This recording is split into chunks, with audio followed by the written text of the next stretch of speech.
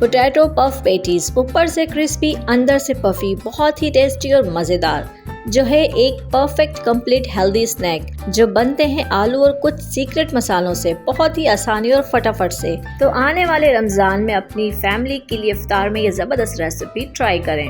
अस्सलामुअलैकुम friends, welcome to my channel cooking Naaz के साथ, और मैं हूँ आपकी host and friend chef Naaz. Friends, आपने आलू से समोसे और कचौरियाँ तो बहुत बनाई होंगी, लेकिन आज हम बनाएंगे आलू से पफ पैटीज। तो इसके लिए हमने 3 आलूओं को उबाल कर अच्छी तरह से पील ऑफ कर लिया है। अब हमने इसे मैश कर लेना है अच्छी तरह से। तो पहले हम किसी भी बॉल में इसे ट्रांसफ़र कर लेंगे, उसके बाद हमने इसे मैश कर लेना है इस तरह के मैशर की मदद से, या आप चाहें तो इसे ग्रेटर की मदद से ग्रेट भी कर सकते हैं। हमने यहाँ पेटीज छोटे साइज़ की बनानी है, तो आलूओं को अच्छी तरह से मैश कर लेना है। इसमें चंक्स नहीं रहने चाहिए, बड़े बड़े से टुकड़े नहीं रहना चाहिए, वरना वो फट जाएगा, बाहर आ जाएगा मसाला। तो इसीलिए हमने आलू को मैश कर लेना है। अब हमने मसाला तैयार करना है। तो सबसे पहले हम यहाँ पर एक पैन लेंगे और इसमें 1 से 2 चम्मच कुकिंग ऑयल शामिल करेंगे। 1/4 टीस्पून शामिल किया है मैंने यहाँ पर ज़ीरा, और 1/4 टीस्पून ही शामिल किया है मैंने यहाँ पर अजवाइन। ये दोनों चीज़ें हमारे लिए बहुत फ़ायदेमंद होती हैं, ये हमारे खाने को जल्द हज़म करती हैं और इसका फ्लेवर भी बहुत अच्छा होता है। साथ ही मैंने यहाँ पर 1/2 टीस्पून शामिल किया है लहसुन। हम यहाँ पर अदरक लहसुन नहीं बल्कि सिर्फ लहसुन शामिल करेंगे और इसे भी ऑयल में फ्राई कर लेंगे।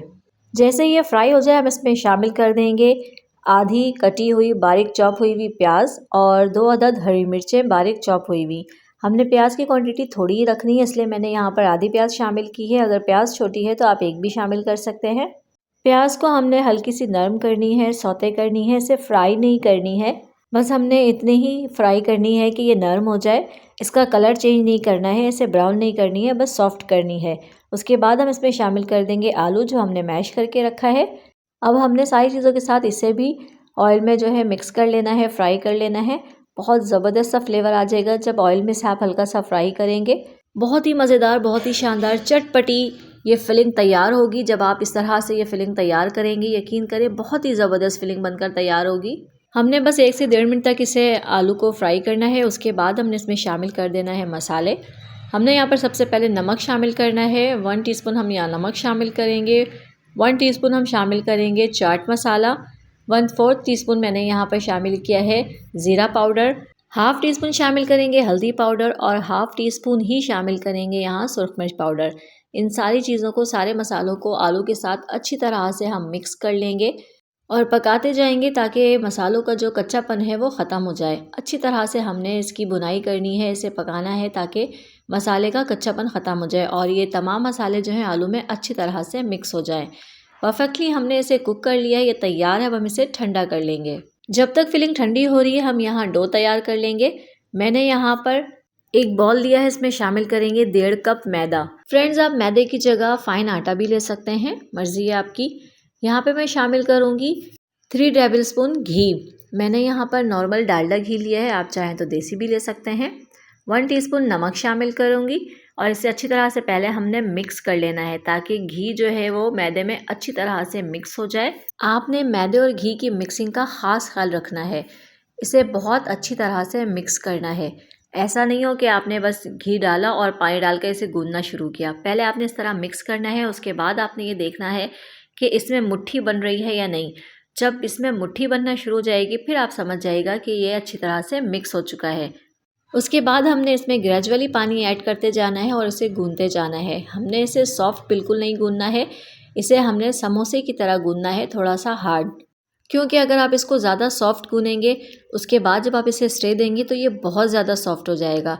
तो आपने इसे थोड़ा सा हार्ड गूनना है ताकि जब आप इसे स्टे दें तो ये बिल्कुल परफेक्ट डो बनकर तैयार हो जाए। अगर डो ज़्यादा नरम होगा तो फिर आप पेटीज़ नहीं बना पाएंगे।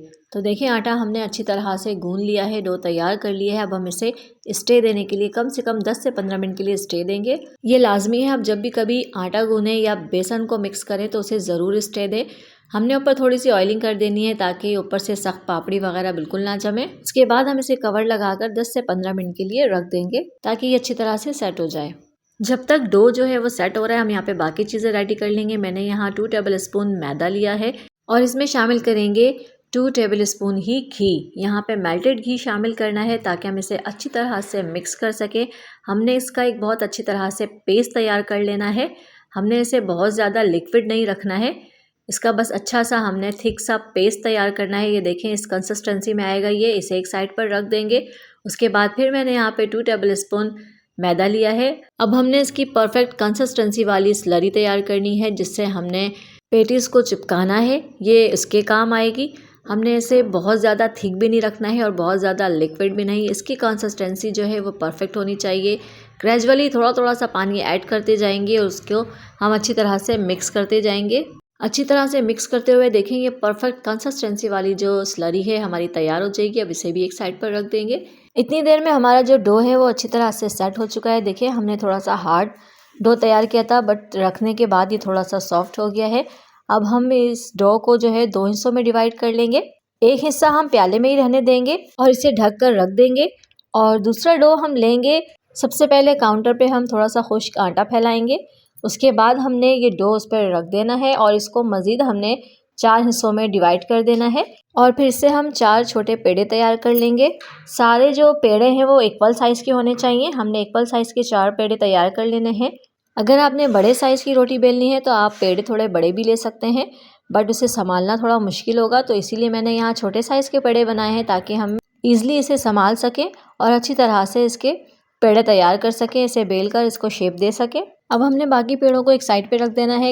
کاؤنٹر پر پھر سے تھوڑا سا خشک آٹا پھیلائیں گے اور ایک پیڑا لے کے اسے بیلیں گے. ہم نے اسے اچھی طرح سے بیلنا ہے. بہت ہی زیادہ باریک نہیں بیلنا ہے اور موٹا بھی بہت زیادہ نہیں بیلنا ہے ورنہ یہ اندر سے کچا رہ جائے گا. تو ہم نے اس حساب سے بیلنا ہے کہ نہ ہی یہ بہت زیادہ موٹی روٹی ہو اور نہ ہی بہت زیادہ باریک. ہم نے ایک روٹی بیل کر تیار کر لی ہے. اب اسی طرح ہم باقی 3 بھی بیل لیں گے. پہلے ہم نے ایک ساتھ ساری روٹیاں بیل لینا ہے. اس کے بعد میں آپ کو بتاتی ہوں کہ ہم نے کیا کرنا ہے. تو اسی طرح ہم دوسری روٹی بھی بیل لیں گے اور باقی تیسری چوتھی بھی. جب بھی ہم روٹی بیلیں گے ہم نے یہاں پر خشک آٹا ضرور لگانا ہے تاکہ یہ چپکے نا. جب ہم روٹی چاروں بیل لیں تو اس کے بعد پہلی روٹی ہم لیں گے اور اس پہ جو ہم نے پیسٹ تیار کر کے رکھا تھا میدا اور گھی کا وہ ہم اس پہ اپلائی کریں گے. اچھی طرح سے ہم پھیلا کے لگائیں گے. فرینڈز یہ پیسٹ لگانے سے جو لیئرز ہیں وہ بہت اچھی بنتی ہیں اور بہت ہی زبردست بن کر تیار ہوتی ہیں. اس کے بعد جب ہم اچھی طرح سے اس کو اپلائی کر دیں پہلی روٹی پہ اس کے اوپر ہم دوسری روٹی رکھ دیں گے. پھر دوسری روٹی پہ بھی ہم نے اسی طرح سے یہ پیسٹ اپلائی کرنا ہے. اچھی طرح سے پوری روٹی پر ہم پھیلا کر لگائیں گے. اس کے بعد اسی طرح ہم دوسری اور تیسری روٹی پہ بھی اسی طرح سے پیسٹ اپلائی کریں گے اور اس کے اوپر روٹیاں رکھتے جائیں گے. اسی طرح ہم نے چاروں لیئرز تیار کر لینی ہے. اوپر والی روٹی پہ ہم یہ پیسٹ نہیں لگائیں گے. بس ہم نے 3 روٹیوں پہ یہ پیسٹ لگانا ہے اچھی طرح سے پھیلا کر. اس کے بعد ہم جب چوتھی روٹی رکھیں گے تو یہ پیسٹ نہیں لگائیں گے. تو یہ اس طرح سے ہم نے آخری روٹی یعنی چوتھی روٹی بھی رکھ دینی ہے. یہ آگے پیچھے ہو چھوٹی بڑی ہو تو اس سے کوئی فرق نہیں پڑتا. وہ ہم سائڈ سے نکال کے ایکول کر لیں گے. ہم ہلکا سا یہاں پر بیل لیں گے تاکہ یہ جو ہے بہت زیادہ موٹی بھی نہ رہے روٹی. اور دوسری بات یہ ہے کہ اچھی طرح سے جو ہے یہ آپس میں چپک جائے. آپ نے یہاں خشک آٹے کا استعمال ضرور کرنا ہے تاکہ یہ چپکے نا کاؤنٹر پر. اس کے بعد ہم نے اس کے سائڈس کو جو ہے وہ نکال دینا ہے اور اسے بالکل اسکوائر شیپ میں کٹ کر لینا ہے. اسے چکور کاٹ لینا ہے. آپ چاہیں تو اسے اسکیل کی مدد سے بھی نشان لگا کر کٹ کر سکتے ہیں. چکور شیپ نکالنے کے بعد ہم یہاں پر اس طرح سے نشان لگائیں گے. ایکول ہم نے 3 پیس نکالنے ہیں اس کے.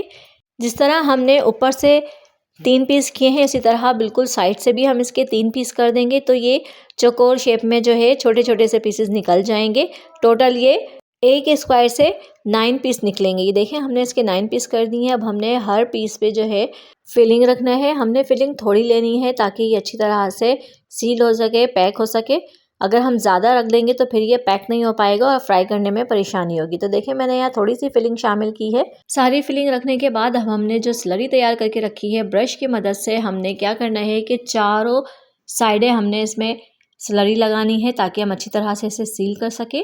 ہم نے چاروں سائڈ پہ لگانا ہے تاکہ فولڈ کرے تو یہ اچھی طرح سے چپک جائے. تو یہ دیکھیں ہم نے ہر ایک کے چاروں سائڈ پہ سلری لگانی ہے. یہ دیکھیں اس طرح سے کمپلیٹلی طور پہ جب ساری سلری لگ جائے گی پھر ہم نے ایک پیس اٹھانا ہے اور اس کو ہم نے فولڈ کرنا ہے. یہ دیکھیں ہم نے اس طرح سے فولڈ کرنا ہے کہ دونوں کارنر اٹھا کے ایک دوسرے کے اوپر رکھنا ہے. پھر دوسرے دونوں کارنر اٹھا کے ایک دوسرے کے اوپر رکھنا ہے اور اس طرح سے ہم نے اچھی طرح سے اسے سیل کر دینا ہے تاکہ یہ کھلے نہ آئل میں ڈالتے وقت. یہ دیکھیں یہ اچھی طرح سے سیل ہو چکا ہے. اب ہم نے اسے فرائی کرنا ہے. پہلے ہم سارے تیار کر لیں گے پھر ہم فرائی کریں گے.